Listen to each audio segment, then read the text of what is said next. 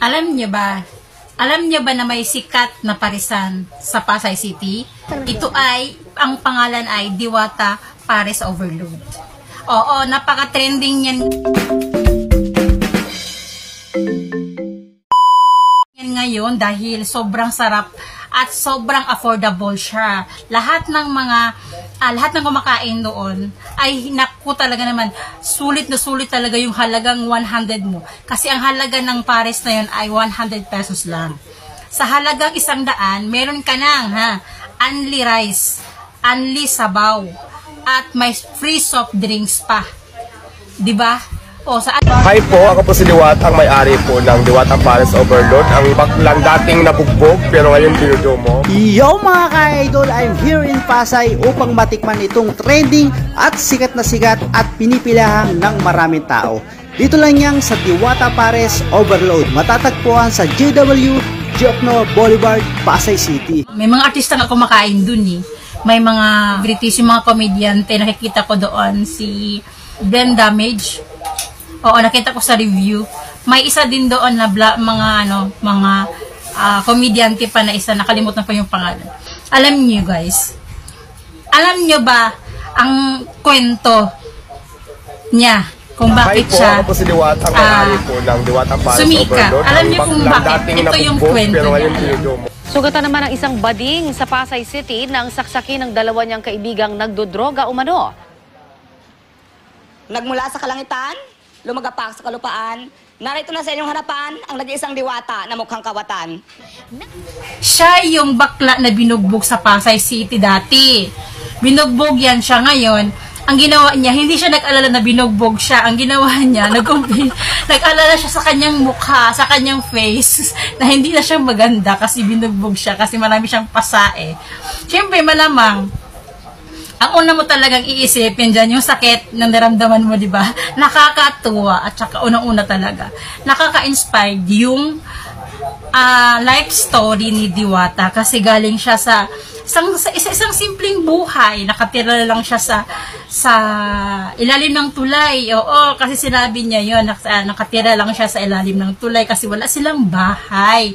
Pero ngayon, meron na siyang bahay at may sasakyan pa. Diba? Blessed na blessed siya.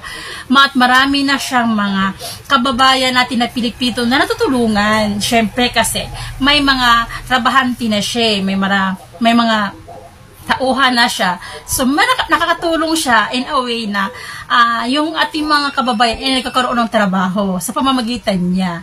O, di ba maganda yung layunin niya. At saka sa simpleng parisan na yon, sobrang mura lang. Lahat ng tao ay kayang kumain doon. Hindi nauubusan talaga ng tao. 24/7 open siya. O, talaga, napanood ko yung videos na yan. Na-inspired ako kasi una-una yung napakasimpleng ginagawa niya ba, napakasimpleng ginagawa niya, pero hindi siya sumuko sa ginagawa niya na, kasi syempre sabi niya hindi naman agad-agad nag-boom agad kasi meron din siyang inopen na parisan dati, pero hindi talaga nag-click, nalugi daw kasi ang sabi niya hindi daw kasi siya nakatuon doon. Hindi niya natutukan. So, ang tips niya, sabi niya, kapag meron kang negosyo, dapat ikaw talaga yung magha-hands-on. Ayan, yan talaga ang sekreto. Kapag may negosyo ka, ikaw ang mag-hands-on ka talaga sa negosyo mo para ang matutukan mo. Kasi sabi niya dati, hindi siya masyadong nakatutok sa negosyo niya dati, naparisan din, kaya ito ay bumagsak. So ngayon, meron na siyang isang parisan pa din sa Quezon City. Ngayon, hindi daw yon, hindi na siya pinalayas or whatever. Ang nangyari ay, sinarado niya yon dahil sa sobrang taas ng renta, tapos hindi masyadong matao doon, wala masyadong kumakain, tapos paano na lang yung renta, 'di ba? Tapos yung mga pasahod sa tao, 'di ba? Kung alam mo naman na hindi magi-click, syempre lilipat ka talaga ng ibang lugar or ibang area kung saan magi-click yung business mo. So yung sabi ni Diwata sa kanyang vlog na huwag kang sumuko sa pagka nasa negosyo ka.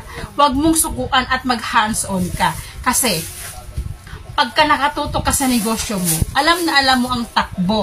Sabi niya dati, hindi na siya nag-inventory. Walang inventory na nangyayari. So ngayon, tutok siya talaga. 24/7 silang open.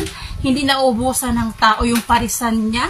Nakikita ko naman, ayan, nakikita niyo naman ang video. Ang haba-haba ng pila. Parang blockbuster na palabas, di ba? Daig pa yung, akala mo kung may blockbuster talaga ng movie ba? Na hit na hit sa masa, di ba? Tingnan nyo naman. At ang sabi ni Diwata ay sipag at tiyaga lang. Huwag kang sumuko sa buhay. Habang may buhay, may pag-asa ka.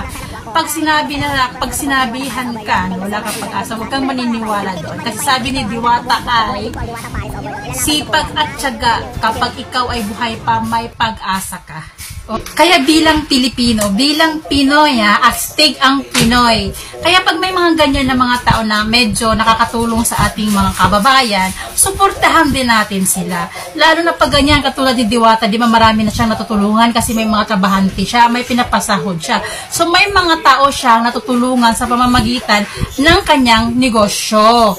So maging proud tayo pag may mga taong umaasenso. Ako personally, pag may mga taong ganyan na umaasenso, parang masaya tingnan, di ba? Ewan ko lang sa inyo kung ganyan ang feelings niyo, pero dapat ganon. Ako talaga ganyan. Pag may umaasenso, parang masarap sa pakiramdam na umaasenso siya. Kasi nga, di ba, Pilipino yan proud tayo dyan kasi Pinoy, di ba? Pinoy dapat kasi, #1 dapat ang Pinoy kasi we are Filipino.